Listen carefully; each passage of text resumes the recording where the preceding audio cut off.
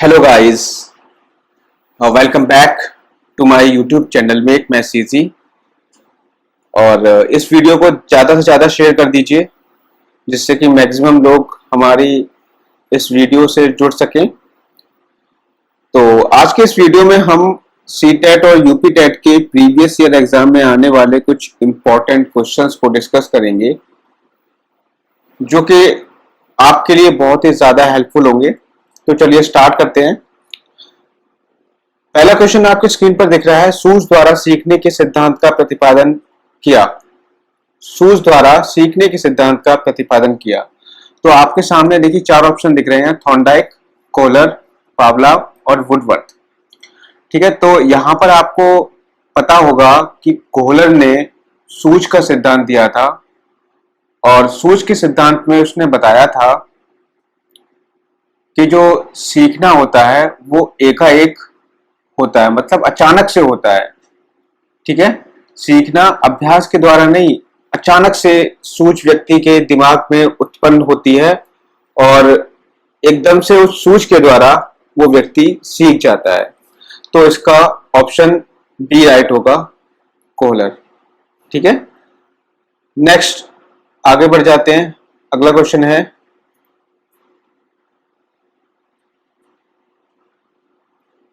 संबद्ध प्रतिक्रिया सिद्धांत में पावलोव ने किस पर प्रयोग किया? बिल्ली पर, कुत्ते पर, बंदर पर या चूहे पर? तो बताइए, कमेंट करके बताइए किस पर प्रयोग किया था। तो जैसा कि आप पढ़ते हुए आ रहे हो, पावलोव ने, देखो पावलोव, और पाव का मतलब होता है पाव।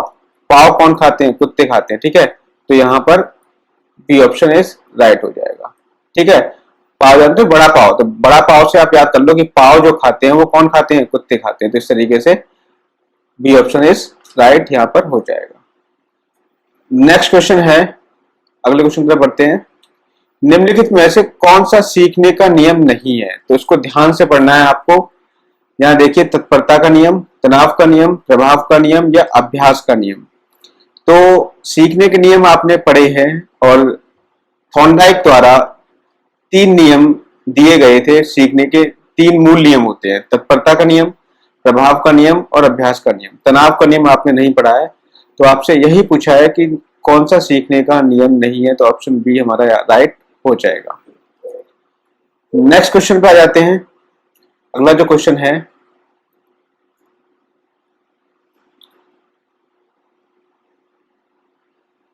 क्वेश्चन नंबर 4 है, क्रिया प्रसूत अनुकूलन सिद्धांत का प्रतिपादन किसने किया था?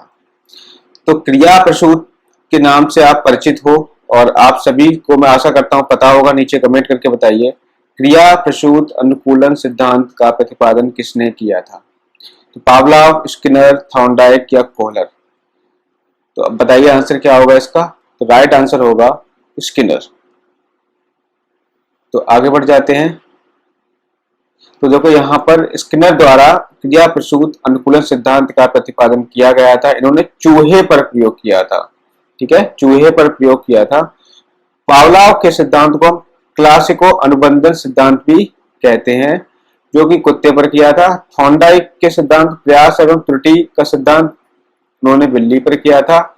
इसके अलावा कोहलर सूज का सिद्धांत इन्होंने दिया था और इन्होंने जो प्रयोग किया था वो बंदर पर प्रयोग किया था। तो ये चीज भी आपको ध्यान रखनी है।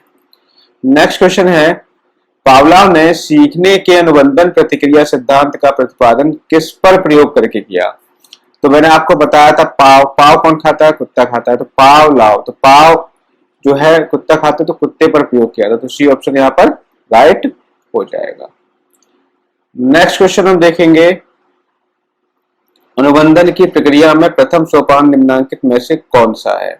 ये क्वेश्चन इंपॉर्टेंट है। देखो, अनुबंधन की प्रक्रिया में, तो अनुबंधन 4 ऑप्शन आपको दिए हुए हैं, नीचे कमेंट करके बताइए। उत्तेजना, आवृत्ति, सामान्यीकरण या इनमें से कोई नहीं।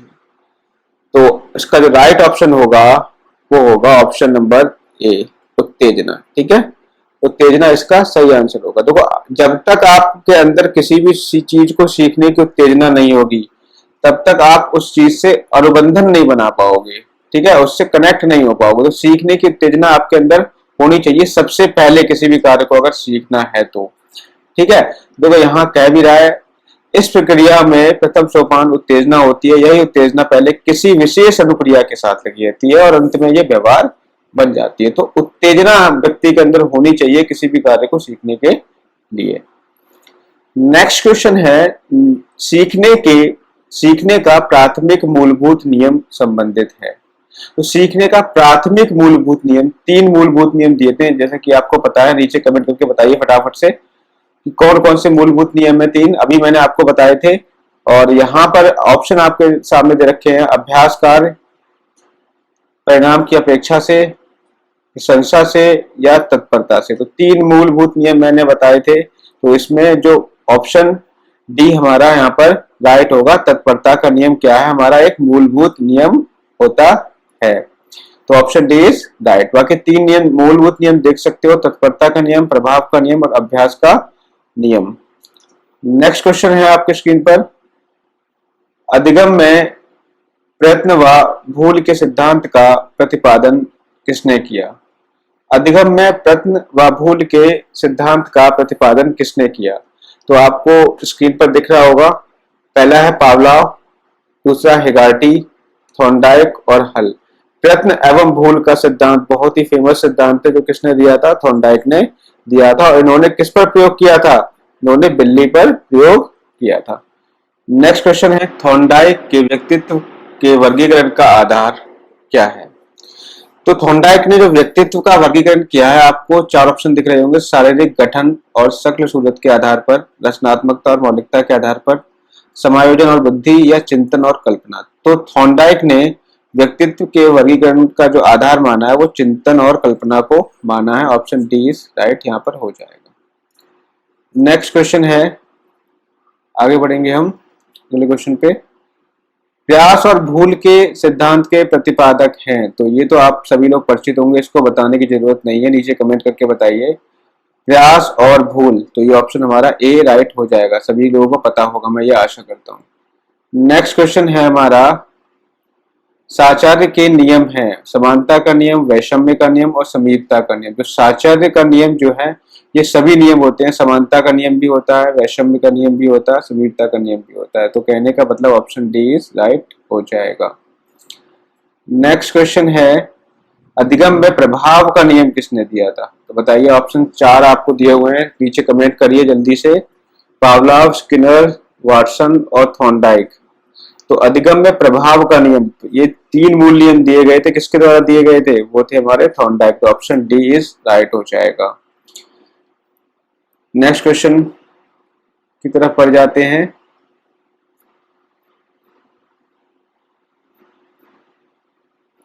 अगला क्वेश्चन है, प्रयत्न और भूल के सिद्धांत का प्रतिपादन किसने किया। तो प्रयत्न और भूल के सिद्धांत का प्रतिपादन आपको पता ही है कि थॉर्नडाइक है इसके। Option C is right. अधिगम के प्राथमिक नियमों में से एक है, अधिगम के प्राथमिक नियमों में से एक है, कौन सा है बताइए।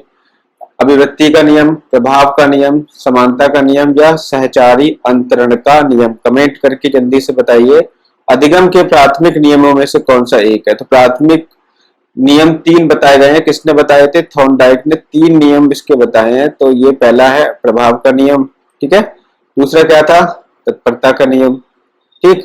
तो इसी तरीके से 3 नियम इन्होंने बताए थे और तीसरा था हमारा अभ्यास का नियम। तो ये चीज हो गई। नेक्स्ट क्वेश्चन पे हम आगे बढ़ जाते हैं। थॉर्नडाइक का सिद्धांत निम्न में से कौन सी श्रेणी में आता है। तो थॉर्नडाइक किसके मतलब कौन सा सिद्धांत फॉलो करते थे, मनोविज्ञान में किस सिद्धांत के मनोवैज्ञानिक माने जाते हैं। तो व्यवहारवादी मनोवैज्ञानिक माने जाते हैं थॉर्नडाइक, ठीक है। तो ऑप्शन ए इज राइट हो जाएगा। नेक्स्ट है, स्पीयरमैन 1904 के अनुसार तर्क करने की क्षमता और समस्या समाधान करने की क्षमता कहलाती है। तो ये क्वेश्चन मैंने फेसबुक पे पोस्ट किया था और काफी सारे लोगों ने इसका आंसर गलत दिया था, कुछ ही लोग ऐसे थे जिन्होंने इसका आंसर सही दिया था। तो इसका जो आंसर है वो है जी कारक, ठीक है, जी कारक। देखो मैं इसका आपको एक्सप्लेनेशन दे दूं। जो स्पीयरमैन ने बुद्धि का द्विकारक सिद्धांत जब दिया था तो उन्होंने इसके 2 कारक बताए थे, एक तो एस कारक बताया था और एक जी कारक बताया था। तो एक बात ध्यान रखिए, जो जी कारक हमें प्राप्त होता है, जी कारक हमें आनुवांशिकी से प्राप्त होता है, मतलब हमें हमारे पूर्वजों से मिलता है, ये आनुवांशिक रूप से होता है। जब बच्चा जन्म लेता है ना, जन्म लेते समय जी कारक उसके अंदर मौजूद होता है, लेकिन विशिष्ट कारक जो होता है इसको हम वातावरण से अर्जित करते हैं, ये चीज ध्यान रखना है, इसको हम वातावरण से अर्जित करते हैं। तो अब देखो, मेन जो रोल होता है हमारे जीवन में वो जी कारक का रोल होता है, ठीक है। जी कारक किसी व्यक्ति के अंदर 95% जो होता है वो जी कारक होता है, 5% जो पाया जाता है वो एस कारक पाया जाता है, ये ध्यान रखना है। तो मैक्सिमम जो वर्क होते हैं उनके लिए रेस्पॉन्सिबल कौन होता है? जी कारक रेस्पॉन्सिबल होता है। जब बच्चा पैदा होता है तो आपने देखा होगा वो हंसता है, रोता है या फिर चौंक जाता है, डरता है, तो किसके कारण ऐसा करता है? तो वो जी कारक के द्वारा होता है, क्योंकि इसके अंदर अभी कोई स्पेशल वातावरण से कुछ सीख तो सकता नहीं है वो। तो जब उसको भूख लगती है तो रोने लगता है, रोने लगता है तो उसके अंदर बुद्धि है, तो बुद्धि का कौन सा कारक काम कर रहा है? बुद्धि का जी कारक वहां पे काम कर रहा है। तो कहने का मतलब होता है तर्क करने की जो क्षमता आती है। अब देखो, बच्चा छोटे पे ही तर्क करने लगता है। जैसे आपने किसी बच्चे से कुछ चीज पूछी तो वो क्या, ऐसा क्या है, ये क्यों है, ये बार बार इस तरीके से प्रश्न करता है, तो तर्क करने लगता है। अब बताओ मुझे, कोई तर्क करना बच्चे को कोई सिखाता है क्या? ये बताओ, बच्चे को कोई सिखाता नहीं है, उसके अंदर वो आनुवांशिक रूप से होता है।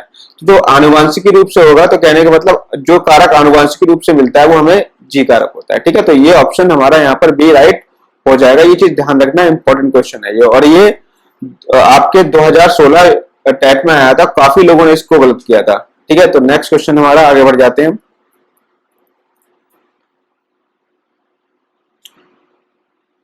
अगला क्वेश्चन है, अधिगम का क्रिया प्रसूत अनुबंध सिद्धांत द्वारा दिया गया था। तो अधिगम का क्रिया प्रसूत अनुबंधन सिद्धांत किसके द्वारा दिया गया था? देखो, क्रिया प्रसूत अनुबंधन सिद्धांत की हम बात करें तो कौन थे उसके? पावलोव थे, थॉर्नडाइक थे, टॉलमैन थे, स्किनर थे। तो उसके थे स्किनर। जैसे कि आप सभी को पता है, हम काफी टाइम पहले से पढ़ते हुए आ रहे हैं, जो क्रिया प्रसूत अनुबंधन सिद्धांत है वो स्किनर के द्वारा दिया गया था। तो ऑप्शन डी यहाँ पर राइट हो जाएगा।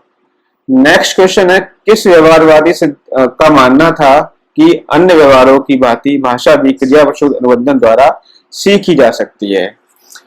तो चार ऑप्शन आपकी स्क्रीन पर दिख रहे हैं, वाटसन, स्किनर, गुथरी या थॉर्नडाइक। तो कमेंट करके बताइए कि कौन सा आंसर सही है। जल्दी फटाफट से कमेंट करिए, और बाद में आप एनालिसिस करना कि आपके टोटल क्वेश्चंस में से कितने क्वेश्चंस सही हुए हैं। तो ऑप्शन आपको दिख रहे होंगे, तो राइट ऑप्शन मैं आपको बता रहा हूँ, राइट ऑप्शन इसका है स्किनर, ठीक है। इसका स्किनर है, क्योंकि क्रिया प्रसूत जहां पर आ गया, क्रिया प्रसूत अनुबंधन आ गया, तो वहां पे कौन आ जाएगा? स्किनर आ जाएगा। तो ऑप्शन बी इज राइट हो जाएगा। तो यहाँ पर देख सकते हो उनकी बुक भी ध्यान रखना, हो सकता है कि नेक्स्ट एग्जाम में आपकी से बुक के बारे में पूछ ले। तो द बिहेवियर ऑफ ऑर्गेनिज्म जो बुक है वो किसके द्वारा लिखी गई है? स्किनर के द्वारा लिखी गई है। और इन्हीं के, और जो क्रिया प्रसूत अनुबंधन सिद्धांत है वो इसी बुक में इनके द्वारा बताया गया है। तो उन्होंने ये कहा है कि एक ही क्रिया को बार बार करने से किसी व्यक्ति में क्या आ जाती है? परिपक्वता आ जाती है। और यही चीज उन्होंने अप्लाई की है किस पे? भाषा पे। भाषा पे इन्होंने ये कहा है कि आप किसी भी चीज को जब बार बार करोगे, किसी भी भाषा को बार बार, मतलब कोई भी भाषा है अगर आप बार बार बोलोगे, चाहे कैसे भी बोल रहे हो, टूटी फूटी बोल रहे हो, तो एक समय ऐसा आएगा कि आप उसमें परिपक्व हो जाओगे। तो यही चीज उन्होंने बताई है। ये है स्किनर। स्किनर ने सिद्धांत कौन सा दिया था? क्रिया प्रसूत अनुबंधन का सिद्धांत दिया था। और इनकी बुक कौन सी है? द बिहेवियर ऑफ ऑर्गेनिज्म, ठीक है। नेक्स्ट है, अभिक्रमायोजित अधिगम का प्रत्यय किसने दिया? अभिक्रमायोजित अधिगम का प्रत्यय किसके द्वारा दिया गया? तो यहाँ पर जो ऑप्शन आपका कौन कौन से दिए हुए हैं, हल दिया है, थॉर्नडाइक दिया है, स्किनर दिया है, वाटसन दिया है। कमेंट करके नीचे बताइए, बहुत ही ज्यादा इंपॉर्टेंट क्वेश्चन है, जल्दी से कमेंट करके बताइए नीचे इसका आंसर क्या राइट होगा। तो यहाँ पे ऑप्शन कौन सा राइट होगा? ऑप्शन यहाँ पे सी राइट हो जाएगा, स्किनर, क्योंकि स्किनर ने क्लासिकल अनुबंधन का सिद्धांत दिया था, ठीक है। क्लासिकल अनुबंधन का सिद्धांत दिया था, किसके द्वारा दिया गया था? वो स्किनर के द्वारा दिया गया था। तो ऑप्शन सी यहाँ पर राइट हो जाएगा, इसको ध्यान रखना। नेक्स्ट क्वेश्चन है, अगला क्वेश्चन देखें हम। तो अगला क्वेश्चन आपको ये रहा, देखिए, कोलबर्ग का विकास सिद्धांत निम्न में से किससे संबंधित है? तो आपको पता ही होगा, कोलबर्ग जो है, आपके सामने ऑप्शन है भाषा विकास, संज्ञानात्मक विकास, नैतिक विकास, सामाजिक विकास। नीचे कमेंट करके बताइए कोलवर्क किससे संबंधित है। कोलवर्क का जहां भी नाम आ जाए तो वहां पे आप आंख बंद करके नैतिक विकास लगा देना। तो ऑप्शन सी यहाँ पे राइट हो जाएगा। नेक्स्ट क्वेश्चन की बात करें तो नेक्स्ट क्वेश्चन हम देखें यहाँ पे। यहाँ पर देख लीजिए कि कोलबर्ग ने नैतिक विकास के कितने स्तर बताए हैं। तो कोलबर्ग ने नैतिक विकास के 3 स्तर बताए हैं। कौन कौन से हैं यहाँ पर? पूर्व परंपरागत स्तर और रूढ़िगत स्तर। तो यहाँ पे 3 स्तर इन्होंने बताए हैं, ये भी चीज आपको ध्यान रखनी है। नेक्स्ट क्वेश्चन है कोलबर्ग के अनुसार किस अवस्था में नैतिकता बाह्य कारकों द्वारा निर्धारित होती है। तो यहाँ पर देखो पूर्व पारंपरिक अवस्था दिया हुआ है पहला ऑप्शन, दूसरा है पारंपरिक अवस्था, तीसरा है पश्चात प्रारंभिक अवस्था और उपरोक्त में से कोई नहीं। तो कोलबर्ग ने नैतिकता बाह्य कारकों द्वारा, देखो बाह्य कारक जो बताया गया है वो उनकी पूर्व पारंपरिक अवस्था में बताया गया है। किन्होंने बताया पूर्व पारंपरिक अवस्था में कि जो नैतिकता होती है वो बाह्य कारकों द्वारा, मतलब किसी बच्चे के नैतिक विकास में बाह्य कारकों का बहुत ज्यादा इफेक्ट पड़ता है। तो ऑप्शन ए यहाँ पर राइट हो जाएगा। नेक्स्ट क्वेश्चन हम देखेंगे। नेक्स्ट है अंतर्दृष्टि द्वारा सीखने के सिद्धांत में कोहलर ने किस पर प्रयोग किया था। देखो ये तो बहुत ही आसान क्वेश्चन है, कुत्ते पर, वनमानुष पर, बिल्ली पर या चूहों पर। तो ऑप्शन बी यहाँ पर राइट हो जाएगा, वनमानुष पर। नेक्स्ट क्वेश्चन है, तो आप चाहो तो इनकी एक पुस्तक भी देख सकते हो। पुस्तक इनकी यह है मेंटेलिटी ऑफ ओप्स, ठीक है, मेंटेलिटी ऑफ ओप्स। उन्होंने एक पुस्तक लिखी है 1925 में, जिन्होंने वनमानुष पर, इस पुस्तक में बताया कि इन्होंने एक वनमानुष पर प्रयोग किया था और उसका नाम जो था वो सुल्तान था। ये चीज ध्यान रखना है, ठीक है। तो इनका सिद्धांत भी ये क्या कहता है कि हम चाहे कितना भी प्रयास कर लें लेकिन हम उससे सीख नहीं सकते। तो सीखना जो होता है ना किसी व्यक्ति के अंदर एकाएक आता है। उन्होंने ये कहा था कि एकदम से अचानक से सूझ उत्पन्न होती है। हालांकि इसके बारे में अगर आपको डिटेल में समझना है तो नीचे कमेंट करके बताना, मैं इसमें डिटेल में एक अधिगम के सिद्धांत के ऊपर एक डिटेल वीडियो बना दूंगा, ठीक है। नेक्स्ट क्वेश्चन हम देखें यहाँ पर। तो नेक्स्ट क्वेश्चन होगा निम्न में से सीखने के गेस्टाल्ट सिद्धांत से कौन संबंधित है। सीखने के गेस्टाल्ट सिद्धांत, तो यहाँ पे पावलोव, स्किनर, थॉर्नडाइक और कोहलर। तो गेस्टाल्टवादी जो माने जाते हैं कोहलर और कोफ्फा जो है गेस्टाल्टवादी माने जाते हैं। तो ऑप्शन डी यहाँ पर राइट हो जाएगा। नेक्स्ट है क्षेत्र सिद्धांत निम्न में से किस वर्ग का सिद्धांत है। तो देखो क्षेत्र सिद्धांत के आपको पता है कि लेविन जो है, लेविन द्वारा दिया गया था क्षेत्र का सिद्धांत, लेविन द्वारा, ठीक है। अब लेविन द्वारा दिया गया था, लेविन थे क्या, व्यवहारवादी थे, संरचनावादी थे, मनोविश्लेषणवादी थे या गेस्टाल्टवादी थे। लेविन जो थे वो हमारे गेस्टाल्टवादी थे। तो इससे भी हम यहाँ पे क्लियर कर सकते हैं कि जो क्षेत्र का सिद्धांत था वो गेस्टाल्टवादियों द्वारा दिया गया था। तो ऑप्शन डी यहाँ पे राइट हो जाएगा। तो उन्होंने क्या बताया था, उन्होंने ये कहा था कि जो मानव व्यवहार है वो व्यक्ति और वातावरण दोनों का प्रतिफल होता है, व्यक्ति और वातावरण दोनों का प्रतिफल होता है, जिसे सांकेतिक रूप में हम B equals to function of P and E। अब P क्या है, पर्सन, P फॉर पर्सन होता है और E फॉर एनवायरमेंट होता है। तो जो व्यक्ति का जो व्यवहार है, बिहेवियर जो है वो डिपेंड करेगा किस पे, व्यक्ति पे डिपेंड करेगा और उसके एनवायरमेंट पे डिपेंड करेगा, ठीक है। तो ये उन्होंने बताया था लेविन ने, ठीक। लेविन का सिद्धांत मैं आपको एक बार डिटेल में बता दूंगा, ठीक है। नेक्स्ट क्वेश्चन देखिए। नेक्स्ट क्वेश्चन है आपका व्यवहारिक क्षमताओं में से वह सापेक्ष स्थायी परिवर्तन जो कि प्रचलित अभ्यास का परिणाम होता है उसे क्या कहते हैं। प्रचलित अभ्यास, अगर आप बार बार अभ्यास करोगे, बार बार अभ्यास करते जाओगे तो क्या चीज आपकी बढ़ेगी। तो बताओ उसमें से अधिगम बढ़ेगा, अभिप्रेरणा बढ़ेगी, अभिवृत्ति बढ़ेगी या अभिक्षमता बढ़ेगी। कमेंट करके फटाफट से बताइए। अगर आप बार बार किसी चीज का प्रयास कर रहे हो तो क्या बढ़ेगा।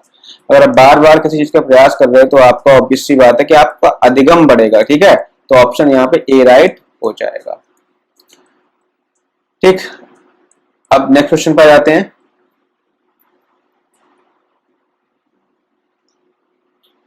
नेक्स्ट क्वेश्चन आपको यहाँ पे दिख रहा होगा कि भाटिया बैटरी टेस्ट का प्रयोग निम्न में से किसके परीक्षण हेतु किया जाता है। इंपॉर्टेंट क्वेश्चन है। तो जैसे कि आपको बताया ऑप्शन आपके सामने 4 है, व्यक्तित्व, बुद्धि, सृजनात्मकता और अभिवृद्धि। तो यहाँ पे जो राइट ऑप्शन होगा बुद्धि होगा। भाटिया बैटरी टेस्ट जो है बुद्धि के मापन से संबंधित है। Next question, question number third, बुद्धि एवं सृजनात्मकता में किस प्रकार का संबंध होता है? तो धनात्मक होता है, ऋणात्मक होता है, शून्य होता है, ये सभी। तो जैसा कि आपको पता है, बुद्धि और सृजनात्मकता में जो संबंध पाया जाता है वो आपका धनात्मक संबंध पाया जाता है। धनात्मक संबंध में जैसा कि आपको पता है कि एक अगर आपकी बुद्धि बढ़ रही है, बुद्धि अगर आपकी बढ़ रही है तो ऑब्वियस सी बात है कि आपकी सृजनात्मकता तो ऑटोमेटिकली बढ़ेगी। तो अगर एक चीज के बढ़ने पे दूसरी चीज बढ़ रही है तो कहने का मतलब यह है कि उनमें धनात्मक संबंध पाया जाता है। तो बुद्धि बढ़ने पर सृजनात्मकता बढ़ने के कारण दोनों में धनात्मक संबंध पाया जाता है। ठीक है, अब हम देखेंगे नेक्स्ट क्वेश्चन, औसत बुद्धि वाले छात्रों की बुद्धि लब्धि के बीच होगी। बुद्धि लब्धि किसके बीच होगी बताओ? औसत बुद्धि वाले। तो मैंने आपको एक वीडियो बनाया था बुद्धि का जब वीडियो बनाया था मैंने आपको बताया था, एक चार्ट आपको दिया था, टेबल आपको दी थी, टर्मन ने जो टेबल दी थी आपको, ठीक है। तो उसमें उन्होंने बताया था कि जो 90 से 109 वाले जो होते हैं, कहीं कहीं भी 90 से 110 भी लिखा होगा तो कंफ्यूज मत होना, 90 से 109 हो या 110 हो, 90 से 109 वाले जो होते हैं वो औसत बुद्धि वाले छात्र होते हैं, ये चीज ध्यान रखना है। ठीक है, तो ऑप्शन सी यहाँ पे राइट हो जाएगा। नेक्स्ट क्वेश्चन है, देखो यहाँ पे टेबल भी दी हुई है, टेबल आप एक बार देख लेना, मैं यहाँ पे स्क्रीनशॉट आप इसका ले लेना, मैं यहाँ पे ऐसे कर दे रहा हूँ, तो ये स्क्रीनशॉट आप इसका ले लेना। ठीक है, नेक्स्ट क्वेश्चन है, मनोवैज्ञानिकों के अनुसार बुद्धि सीखने की क्षमता है, अमूर्त चिंतन की योग्यता है, या तो ए या बी या दोनों। तो बुद्धि जो है वो सीखने की क्षमता भी कहलाती है और अमूर्त चिंतन की योग्यता भी होती है, तो दोनों यहाँ पे ऑप्शन राइट होंगे। नेक्स्ट क्वेश्चन पे आगे बढ़ जाते हैं हम।